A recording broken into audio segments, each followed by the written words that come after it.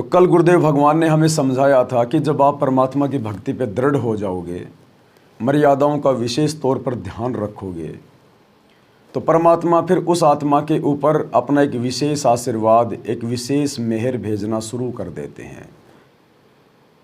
और गुरुदेव ने कहा कि जब ये भगवान यानी जब आपका गुरु, आपका सतगुरु आपको अपना मान लेगा, उस दिन समझो आप जीवित ही मुक्त हो गए, जीवित ही मुक्त।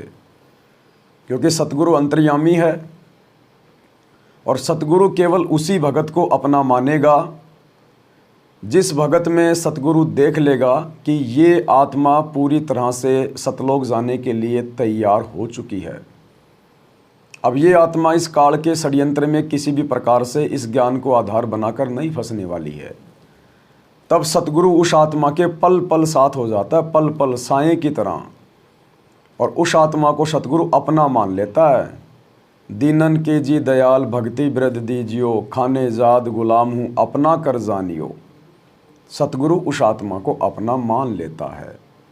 तो गुरुदेव ने बताया कि जिस प्रकार परमात्मा ने सम्मन वाले आत्मा को अपना मान लिया था, अपने कब्जे में ले लिया था, क्योंकि उसने अपने सतगुरु के लिए अपने बेटे तक की कुर्बानी दे दी थी। फिर परमात्मा ने अब्राहिम सुल्तान को अपना मान लिया था, उस आत्मा को अपने कब्जे में ले लिया था, क्योंकि उसने अपने आत्म कल्याण के लिए अपना सब कुछ दांव पर लगा दिया। अपना राज्य, अपना घर परिवार, बाल बच्चे, सब कुछ परमात्मा के लिए उसने त्याग दिया।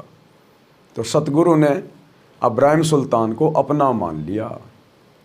तो इसी प्रकार भाइयों और बहनों, वर्तमान में हमने भी कुछ नुक्ते करके दिखाने होंगे। नुक्ता क्या होता है? कुछ ऐसी विशेष परिस्थिति जिस परिस्थिति के कारण परमात्मा भगत की परीक्षा लेता है, परमात्मा अपने भगत को चेक करता है।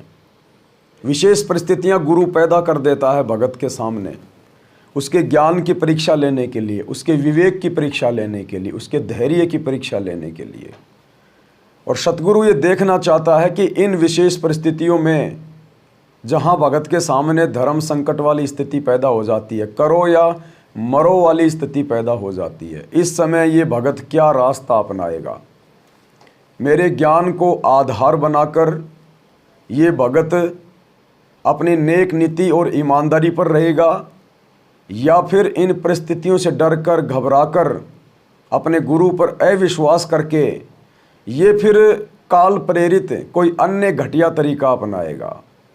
तो परमात्मा उस समय भगत के विश्वास की और ज्ञान की परीक्षा लेता है, जब भगत के ऊपर कभी कभार थोड़ी बहुत कोई परेशानी आती है। तो आप ये ना सोचना कि भगत के ऊपर हर परेशानी मर्यादा टूटने के कारण ही आती है।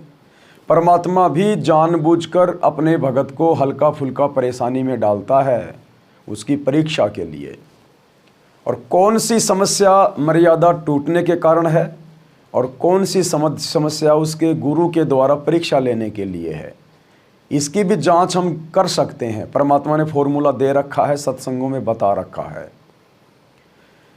यदि आपके ऊपर भक्ति करते करते भी इस प्रकार के संकट आ रहे हैं, जो संकट आपकी भक्ति में ही बाधा उत्पन्न कर रहे हैं, जो आपके अंदर ऐसी ऐसी कुप्रेरणा कर रहे हैं कि आप भक्ति से दूर हो जाएं, आपकी भक्ति में बाधा उत्पन्न हो रही है, तो इस प्रकार के संकट यदि आ रहे हैं तो समझो आपकी मर्यादा खंडित है।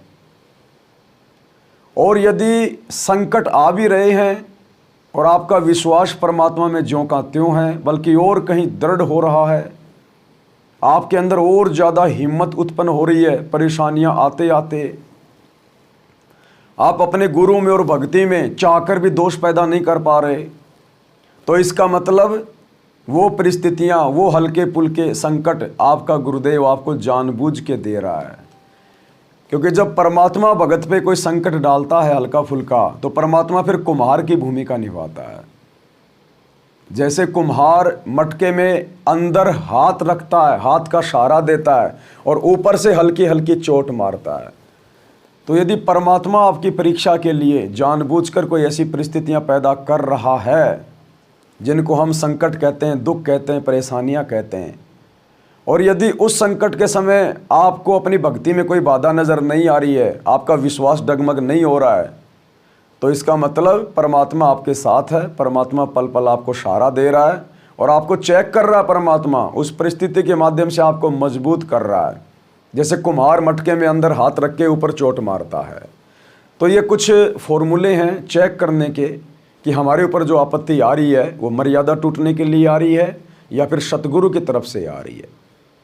तो परमात्मा ने जब सेव, सम्मान और नेकी की परीक्षा ली तो ऐसी परिस्थितियां पैदा कर दी कि उनको मांगने से भी आटा नहीं मिला, उनको अपने इकलौते बेटे की गर्दन काटनी पड़ गई।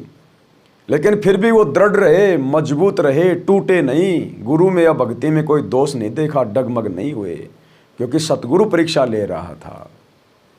तो भाई और बहनों, हमने इस प्रकार से परमेश्वर के ज्ञान को आधार बनाकर छोटी मोटी परिस्थितियों में, छोटे मोटे संकटों में अपने आप को धैर्यवान बनाए रखना है, अपने आप को ज्ञानवान बनाए रखना है। हम समर्थ की शरण में हैं, समर्थ हमारा साथी है। अब हमारा कोई बाड़ भी बाका नहीं कर सकता यदि हम मर्यादा में रहकर भक्ति पथ पर आगे बढ़ते रहेंगे तो।